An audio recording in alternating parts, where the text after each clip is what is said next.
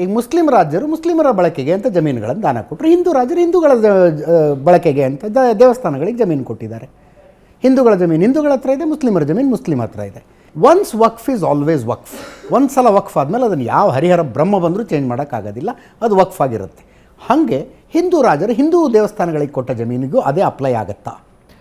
ಈಗ ಹಿಂದೂ ರಾಜರು ಯಾವ ಆಸ್ತಿಗಳನ್ನು ದೇವಸ್ಥಾನಗಳಿಗೆ ಅಂತ ಕೊಟ್ಟಿದ್ದಾರೆ, ಯಾವುದು ಬೇರೆ ಬೇರೆ ಕಾಯ್ದೆಗಳಲ್ಲಿ ರದ್ದತಿ ಆಗಿಲ್ಲ, ದೇವಸ್ಥಾನದ್ದೇ ಅಂತ ಯಾವುದು ಉಳಿದಿದ್ದಾವೆ, ಅದಕ್ಕೆ ಏನು ಸ್ಯಾಂಕ್ಟಿಟಿ ಸಿಕ್ಕಿದೆ, ಲೀಗಲಿ ಅದನ್ನು ಅಡ್ರೆಸ್ ಮಾಡಿದ್ದಾರೆ, ಅದು ಹಾಗೆ ಉಳಿಯುತ್ತೆ.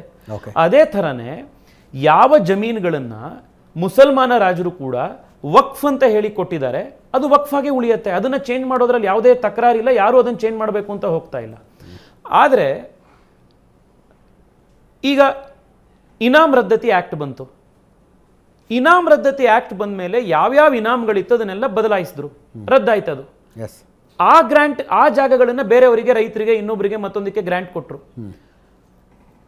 ಈಗ ಸಮಸ್ಯೆ ಎಷ್ಟೋ ಕಡೆ ಏನಾಗಿದೆ ಅಂದರೆ, ಈಗ ಇನಾಮ್ ರದ್ದತಿಲಿ ಜಾಗ ತೆಗೆದಿದ್ದಾರೆ, ಆ ಜಾಗನ ಇನ್ಯಾರಿಗೋ ಒಬ್ಬರಿಗೆ ಗ್ರಾಂಟ್ ಕೊಟ್ಟಿದ್ದಾರೆ, ಯಾವುದೋ ರೈತರ ಹತ್ರ ಇದೆ. ಅದೀಗ ಅವನಿಗೆ ಅದನ್ನು 40-50 ವರ್ಷ 60 ವರ್ಷ ಉಳುಮೆ ಮಾಡಿದ್ದಾನೆ.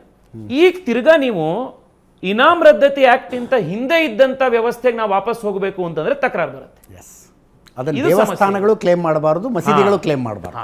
ಇದು ನಾನು ಹೇಳ್ತಿರೋದು.